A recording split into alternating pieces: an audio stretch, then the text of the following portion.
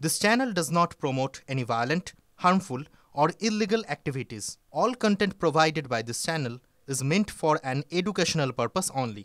Cancer Healer Center, a new beginning. Belt খুলে মার, গায়ে গরম মোম ঢেলে ছ্যাঁকা। মেদিনীপুরে মহিলা থানার লকআপে ডিএসও সদস্যদের উপরে অকথ্য নির্যাতনের অভিযোগ উঠে আসছে। যাদবপুর কাণ্ডের প্রতিবাদ করায় থানায় তুলে নিয়ে গিয়ে অত্যাচারের অভিযোগের সরব SUICর ছাত্র সংগঠন ডিএসও। যদিও পশ্চিম মেদিনীপুরের জেলা পুলিশ তারা কিন্তু এই যাবতীয় অভিযোগ সবটাই অস্বীকার করছে।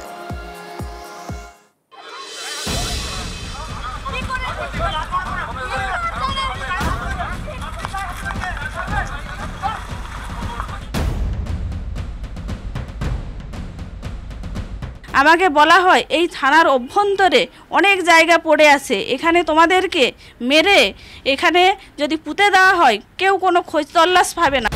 যাদবপুর কাণ্ডে ছাত্রদের করা মামলায় বুধবারই পুলিশের ভূমিকা নিয়ে তীব্র ভৎসনা করেছে কলকাতা হাইকোর্ট। আর সেই দিনই পুলিশের বিরুদ্ধে একের পর এক বিস্ফোরক অভিযোগ তুলে সরব ডিএসও। মেদিনীপুর মহিলা থানার বিরুদ্ধে ভয়ঙ্কর সব অভিযোগ উঠে এলো বিদ্যাসাগর বিশ্ববিদ্যালয়ের 3 প্রাক্তনীর কথায়।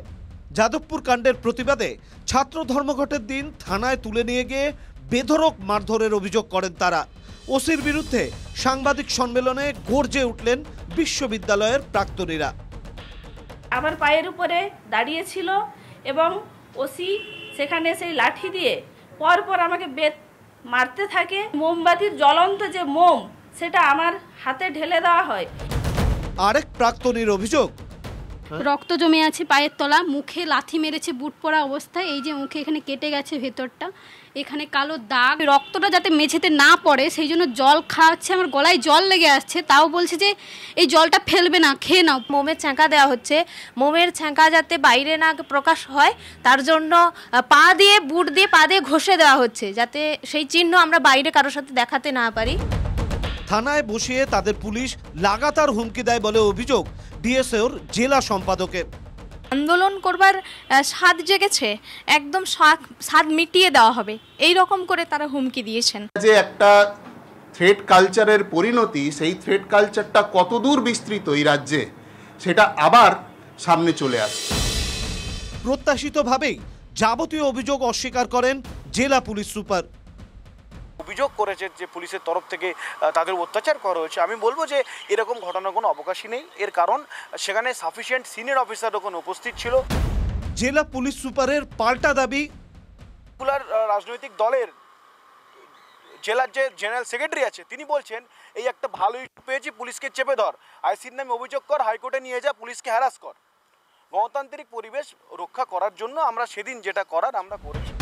ডিএসওর তোলা অভিযোগে গুরুত্ব দিতে নারাজ রাজ্যের শিক্ষামন্ত্রী। পুলিশ সেদিন প্রথম কথা ছিলই না,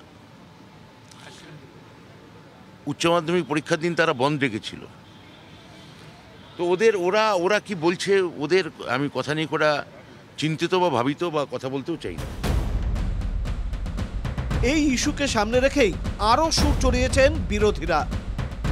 মেদিনীপুরে যা হয়েছে নৃশংস, সিপিআইএম এবং বিরোধী ছাত্রকর্মীদের উপরে একেবারে খ্যাপা কুকুরের মতো তৃণমূল কংগ্রেস লেলিয়ে দিয়েছে তাদেরকে। এই পুলিশকে বকলাস পড়াতেই হবে এবং এটা হাইকোর্ট পারে। হাত কামড়ে দেয়নি, এটাই অনেক বড় ব্যাপার, কারণ পশ্চিমবঙ্গ পুলিশ তো এখন ওই ট্রেনিং দিয়ে রেখেছে। যারা গণতান্ত্রিক পুনঃপ্রতিষ্ঠার প্রতিশ্রুতি দিয়ে ক্ষমতায় এসেছিল 2011 সালে, তারাই সমস্ত গণতান্ত্রিক ব্যবস্থাকে ধ্বংস করেছে।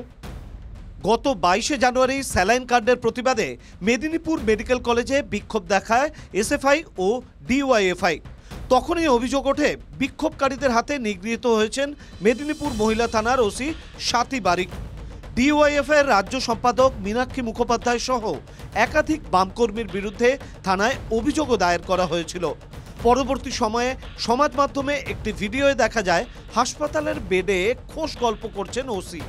সেই ভিডিওকে সামনে রেখে বামেরা দাবি করেন পুলিশের উপর হামলার অভিযোগ মিথ্যা। শাসক দলের তদারকি করা ও বিরোধীদের আন্দোলন আটকাতেই অভিযোগ করেছে পুলিশ। যদিও ভিডিওর সত্যতা যাচাই করেনি TV9 বাংলা। এবার যাদবপুর কাণ্ডে আবার পুলিশের সঙ্গে সংঘাতে জড়িয়ে পড়ল বিরোধী ছাত্র সংগঠন। Bureau report, TV9 Bangla.